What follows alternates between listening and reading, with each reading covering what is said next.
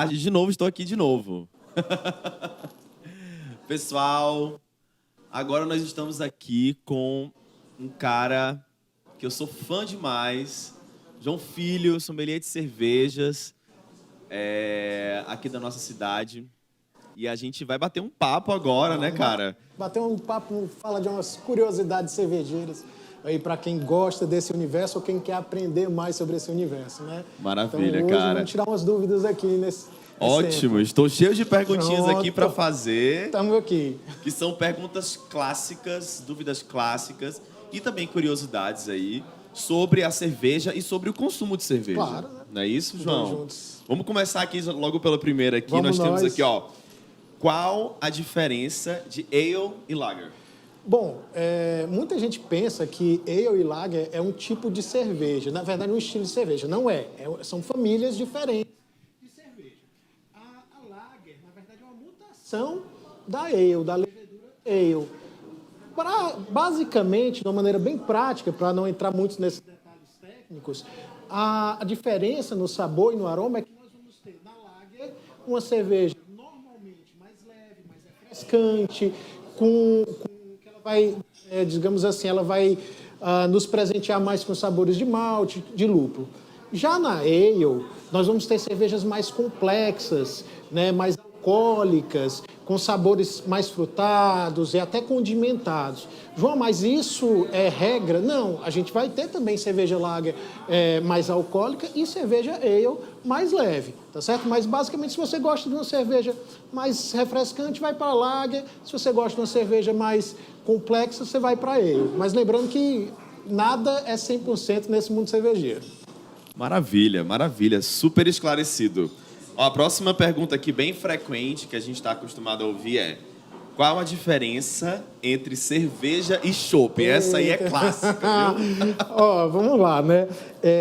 Muita gente pensa que chopp é algo diferente de cerveja. Na verdade, é a mesma bebida. Mas não acredito. Calma, pelo amor de Deus, porque às vezes eu digo isso e o pessoal quer jogar pedra. Mas calma.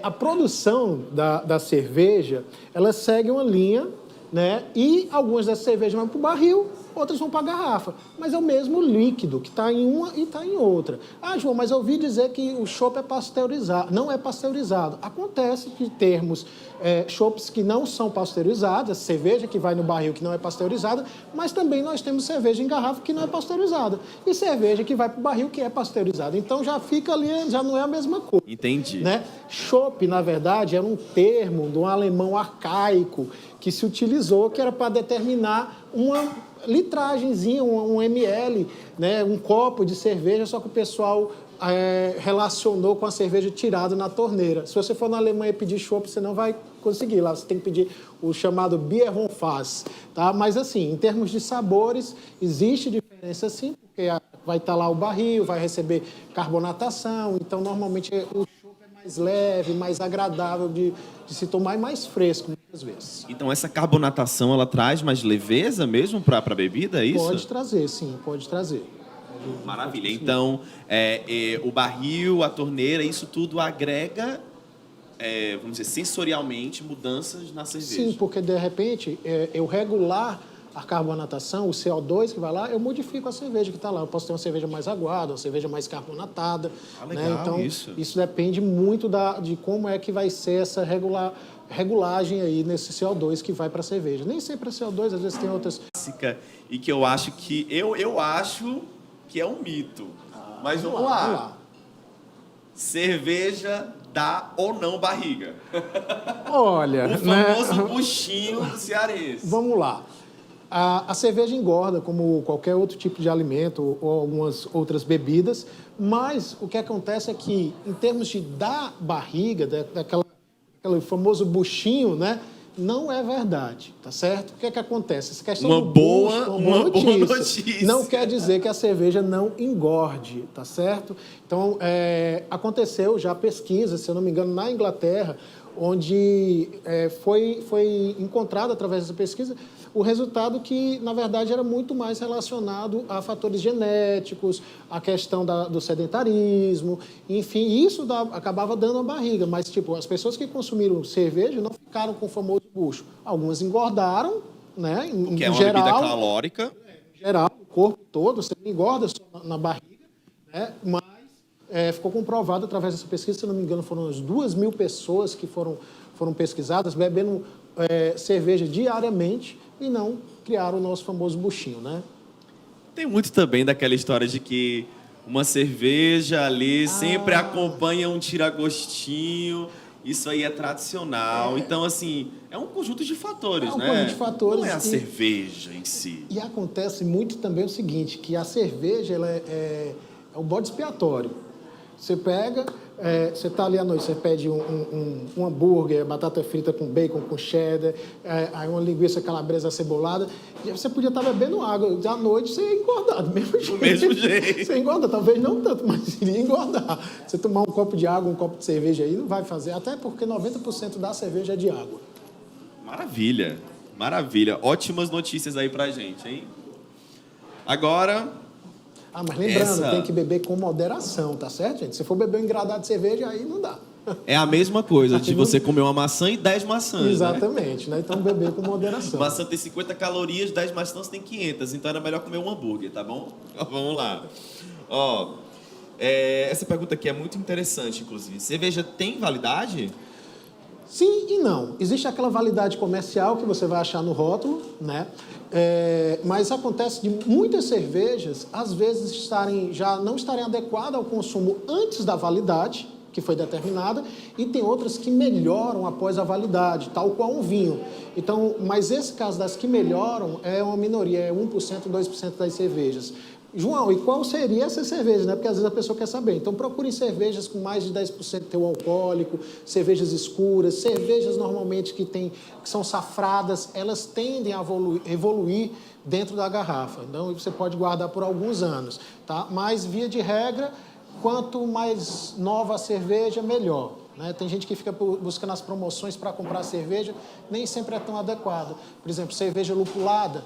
Então, quanto mais cerveja lupulada, aquela cerveja que tem mais amargor e tudo, o ideal é que você consuma o mais rápido possível. Existe na verdade, não sei se é um ditado, uma lenda, mas falaram que um cervejeiro, um mestre cervejeiro, uma vez disse que a cerveja só é boa enquanto você vê a chaminé da fábrica. Ou seja, porque você tem que consumir o mais rápido possível. Legal, então, legal. É isso. Muito bom. Inclusive a gaseificação dela, ela consegue ser bem conservada. Porque não é bem uma gaseificação, na verdade o gás é um produto da fermentação, não é isso? Sim, a carbonatação da cerveja, o que acontece? Ela pode mudar com o passar do tempo. Pode acontecer também de ter vazamentos, né? Tipo, de a cerveja não estar mal acondicionada, sofrer alguma microfissura que vai fazer com que ela perca. Eu já abri uma garrafa que eu estava guardando há alguns anos, abri e não estava essas coisas todas. Provavelmente porque ela sofreu alguma coisa, a tampinha ou a rolha não estava das mais ideais e aconteceu isso. Mas normalmente não acontece, não. Ela consegue manter. Agora uma pergunta minha aqui. Você falou sobre tampinha e rolha, né? Porque eu já realmente vi que tem algumas cervejas que são aquelas tampinhas mais tradicionais de metal. Sim. Outras têm rolha. Existe alguma vedação ideal? Existe diferença entre elas? É o seguinte, pergunta boa, tá? Normalmente se usa as tampinhas de metais para as cervejas tradicionais e até cervejas artesanais. As de rolha é uma tradição belga. Normalmente as cervejas rolhadas começaram ali na Bélgica, né? E aí você tem Fruit Lambic, tem Lambic, enfim. Existem algumas rolhas que estavam sendo utilizadas no mercado que eram rolhas sintéticas e houve muita reclamação, não foi tão ideal. Normalmente se usa rolha de cortiça mesmo também na cerveja e consegue sim ter uma vedação tranquila, tal qual a de tampinha. Acontece que na hora de você guardar, né, porque normalmente o pessoal guarda cerveja, algumas pessoas guardam cerveja deitada, não façam isso, guardem a cerveja em pé. Diferente do vinho, né? Diferente do vinho. Mas nas cervejas de rolha, o ideal é que ela seja guardada numa angulação de 45 graus, que fique um pouquinho do líquido batendo ali na tampa, tá certo? Ou na tampa não, na rolha, para ajudar nessa vedação. Então... E tem a questão também do líquido hidratar a rolha. É importante que a rolha ela sempre fique hidratada, né? Isso. Se ela ressecar é complicado. Né? Por isso que tem que ficar um pouquinho ali. Só que se você deixar deitado, aí o que é que acontece? O oxigênio aumenta a área de contato com o oxigênio. e aí isso vai danificar a cerveja. Por isso que o ideal é deixar também 45 graus, né? Nunca deitado. Cerveja a gente não faz deitado, tá certo? Deixa ela inclinadinha ali, viu? Inclinada e pronto. As de rolha, tá certo? de rolha. A de tampinha em pé. Ótima dica. Vamos lá. Ó, essa aqui também é uma pergunta, assim, bem curiosa e clássica também, né? As pessoas, elas ainda não sabem. Escutam falar por ali se tem que tomar um copinho todo dia, se existe uma frequência ideal, porque não sabem se de fato tem algum impacto na saúde. A cerveja, ela faz mal à saúde? Ela faz bem à saúde? Tem alguma relação com saúde no geral? Tem sim relação com saúde. Eu costumo dizer uma coisa, tudo demais é veneno, assim como cerveja, assim como qualquer outra bebida alcoólica. Até a água, né? Até água em excesso sobrecarrega o gin. Exatamente. Então, o que é que acontece? Cerveja, você pode tomar sua garrafa de cerveja, até 2 garrafas de cerveja diariamente, de 300 ml, de boa, tranquilo, que isso vai ajudar, sim, vai trazer, sim, alguns benefícios à saúde. Por exemplo, na Alemanha, a cerveja de trigo é rica em complexo B. Então, lá, os médicos, já ouvi falar que os médicos, eles receitam cerveja de trigo para quem está com deficiência do complexo B. Caramba, e complexo B é um negócio difícil de achar em alimentos. Né?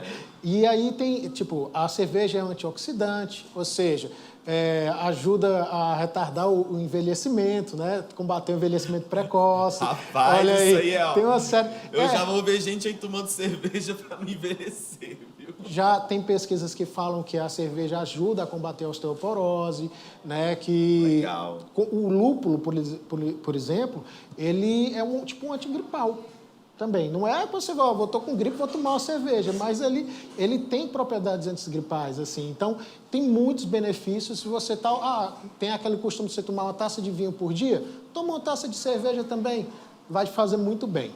Garanto. Maravilha. Além de deixar você mais leve, deixar você mais relaxado, vai trazer bem para a saúde, né? Vai fazer bem para a cabeça. Inclusive, isso é muito importante. Inclusive, nesses momentos agora, além da gente cuidar da saúde do nosso corpo, é muito importante a gente cuidar da saúde da nossa cabeça. Então, isso é uma informação importante para a gente. Vamos lá. Mas sempre com moderação. Com moderação, tá gente. Sempre com moderação, é importante isso. Vamos lá, irmão. Ó, cerveja boa é cerveja gelada? Isso aí Essa é outra que aqui, o pessoal gosta de jogar pedra, culturalmente, né? No nosso país, né? A gente, talvez pelo clima, não sei, mas sempre querem aquela garrafa que tá assim esbranquiçada por fora, já assim faltando um pouquinho para congelar. É verdade. E aí? Vamos lá. Primeiro a gente tem que dizer uma coisa, que o gosto é individual, né? Então, assim, se você gosta de tomar uma cerveja estupidamente gelada, não sou eu que vou dizer que você está errado. Mas cada cerveja, cada estilo de cerveja tem uma temperatura ideal. Então, para você que está consumindo, por exemplo, uma cerveja artesanal, que você normalmente paga um valor a mais porque ela tem um diferencial em termos de sabor, de qualidade, enfim, você, se tomar estupidamente gelada, você pode estar perdendo todas as possibilidades gustativas daquela cerveja. Então, o ideal é você ver qual é o estilo de cerveja e qual é a temperatura. Tem uma dicasinha muito fácil, muito simples, que é você olhar o teu alcoólico da cerveja. Por exemplo, o teu alcoólico é 5%. Então, tenta beber aquela cerveja com a temperatura de 5 graus. Né? Sempre, normalmente dá certo, 90% dos casos vai dar certo essa técnica. Só que o que acontece? Aqui nós temos uma temperatura muito quente. Então, se você tem uma cerveja que é 5 graus, ou 5 graus teu alcoólico, né? 5% teu alcoólico, quanto eu devo tomar? Diminui 2 e fica 3 graus, 2 graus, enfim, vai dar certo. Mas cervejas mais alcoólicas, tipo 7%, 8%, 9%, tenta beber nessa mesma temperatura. Mas tudo é gosto, né? Cerveja boa é a cerveja gelada? Depende. Depende, né, do tipo de cerveja, depende do teu gosto pessoal. Eu gosto de seguir um pouquinho a regrinha de temperatura, enfim, para eu poder estar usufruindo o melhor possível da cerveja. Essa questão da temperatura, ela, inclusive dentro do mundo da gastronomia, ela compõe, né? Ela compõe sabor, ela compõe tudo isso. Porque as papilas gustativas, se tiver muito gelada, por Vai exemplo, elas anestesiar. adormecem, né?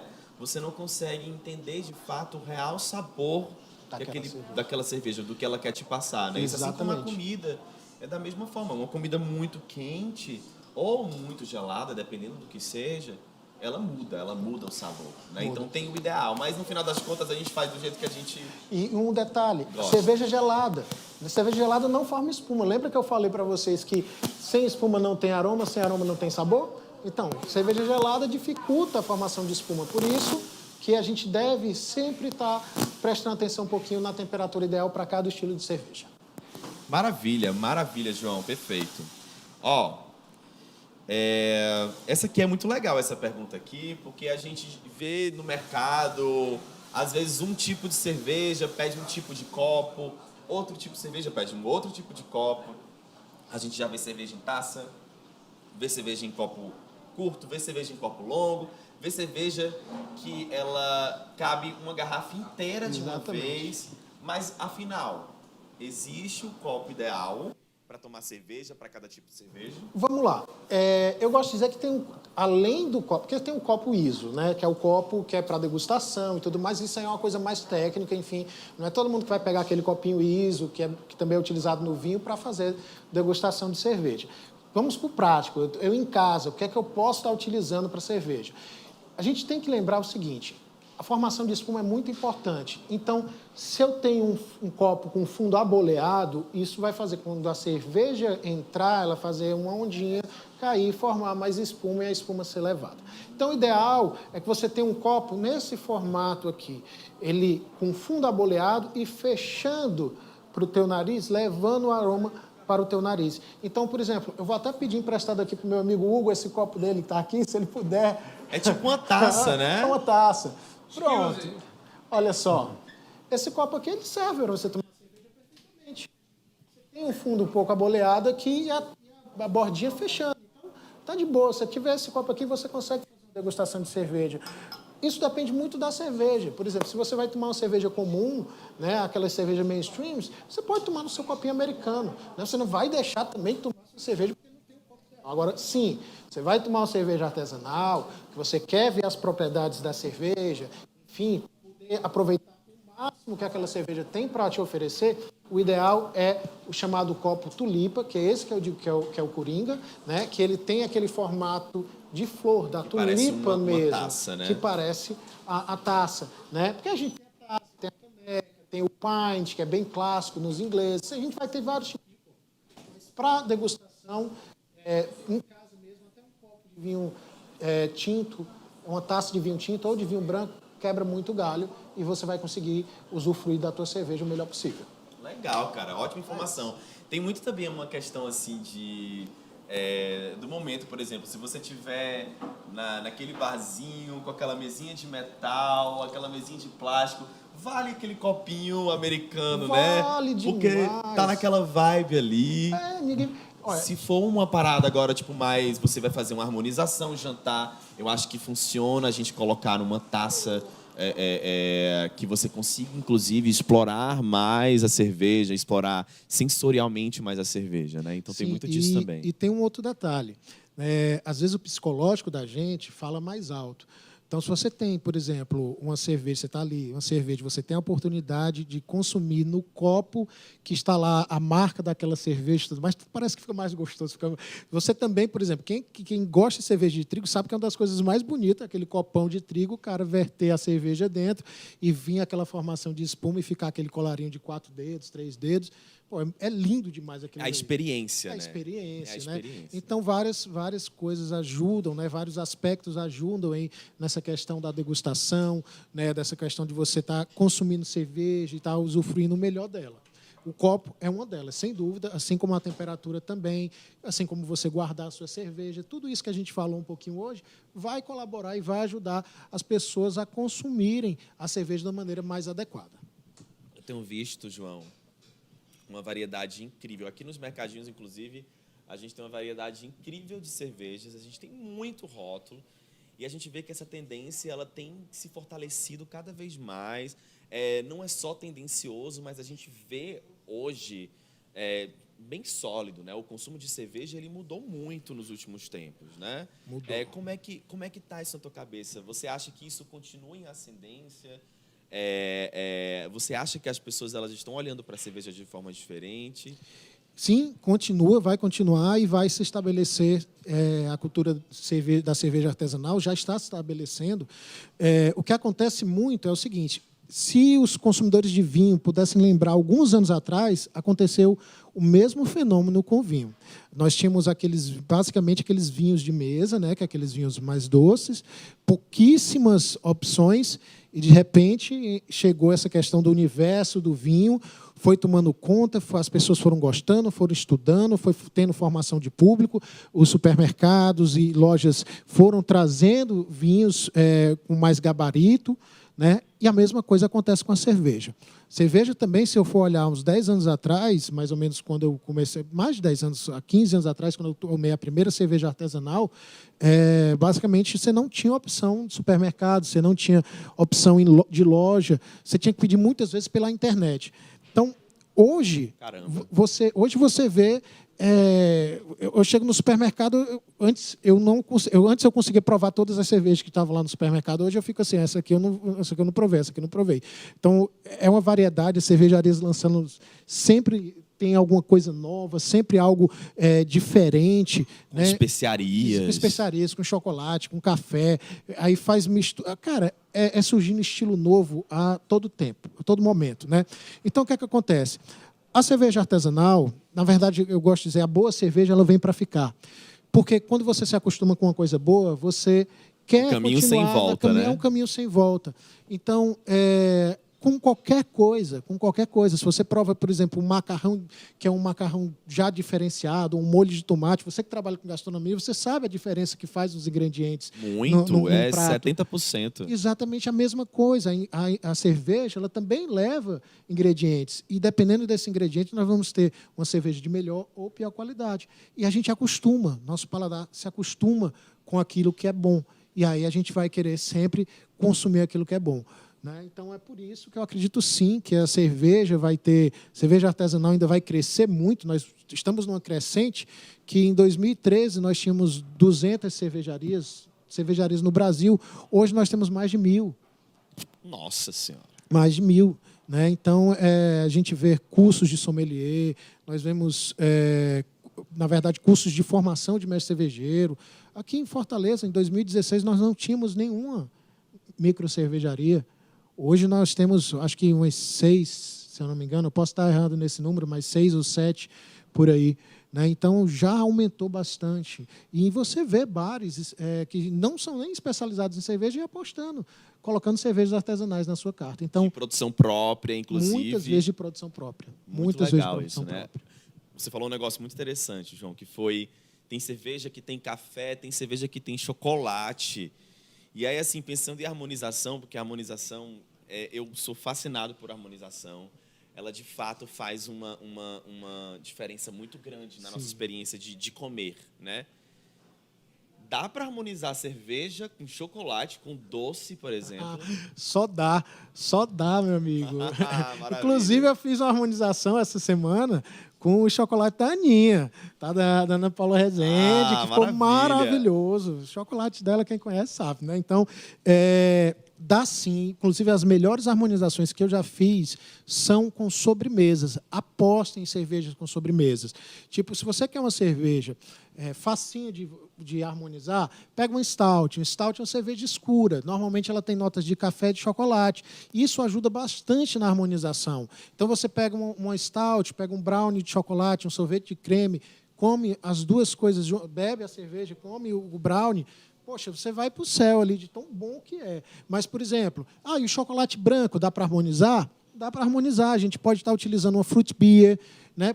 Coisa gostosa. Você pega um morango com chocolate branco, fica muito bom. Legal, eu já vi, inclusive, cerveja com frutas vermelhas. Exato. Então, você pega uma cerveja, uma fruit beer de frutas vermelhas, de framboesa, ou uma fruit lambic, que tem mais acidez, que vai ajudar, essa acidez vai ajudar a limpar a língua, a gordura que fica do chocolate na língua, então vai ajudar bastante. Então, dá muita coisa.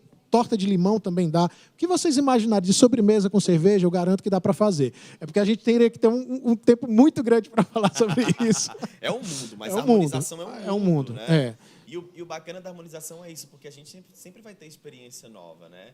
E é o que traz a gente sempre estar curioso a harmonizar, sempre vai ser uma experiência nova ao abrir uma cerveja, ao abrir uma bebida que harmonize, para a gente ter a experiência com a comida. Então, esse mundo aí é super curioso e eu amo, sou suspeito para falar. Vale a pena investir na cerveja também na harmonização. A gente ficou muito preso a uma ditadura da Pilsen, né, que a cerveja só funciona com aquelas petiscos de boteco. Não. A cerveja tem muita complexidade, às vezes tem mais complexidade até que o vinho, e consegue harmonizar com pratos que o vinho talvez não case tão bem, né?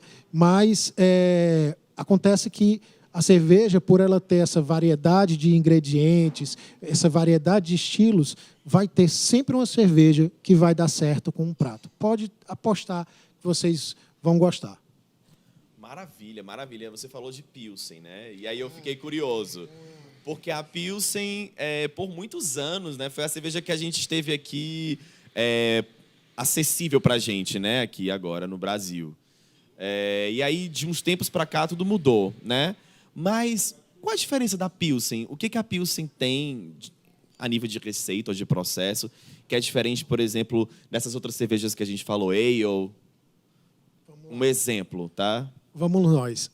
A primeira coisa, eu sinto informar, mas muita gente nunca nem consumiu uma Pilsen de verdade. Meu Deus! Esse é o primeiro ponto, né? Por quê? As cervejas comuns produzidas aqui no Brasil, elas não são do estilo Pilsen. Apesar de ter Pilsen no rótulo, elas não são do estilo Pilsen. Para ser do estilo Pilsen, ela precisa ser puro malte. E essas cervejas consumidas, mainstreams, comum, elas têm uma porcentagem de cereais não maltados. O mais comum dele é o milho, algumas levam arroz, né? Então, cerca de metade dos cereais que vão na cerveja não é maltada, é o milho, é o arroz. Então, a Pilsen, de verdade, você tem a Pilsen tcheca, a Pilsen germânica, elas são 100% malte. Não basta também ser só 100% malte, porque a gente também vê agora a onda das puro maltes. Essas puro maltes também, algumas delas, não podem ser consideradas Pilsen. Por quê? Por causa da carga de lúpulo. Precisa ter uma carga de lúpulo maior para se enquadrar dentro desse estilo. Então, muita gente nunca consumiu cerveja Pilsen de verdade. João, e o que é essa cerveja, afinal, que a gente está consumindo? Existe um estilo chamado Standard American Lager. Então, esse é o estilo. Mas vai fazer a gente começar a chamar assim, né? Esse nome tão complicado, né? Então, assim, deixa a Pilsen mesmo. Não é muito didático, não. Fica, né? A Pilsen mesmo. Eu costumo dizer a Pilsen brasileira. Pronto. A Pilsen brasileira é essa, que leva o milho, que leva o arroz, enfim. Apesar desse termo ser uma coisa inventada na minha cabeça. Por favor, não vão dizer que eu inventei isso, não. Tá?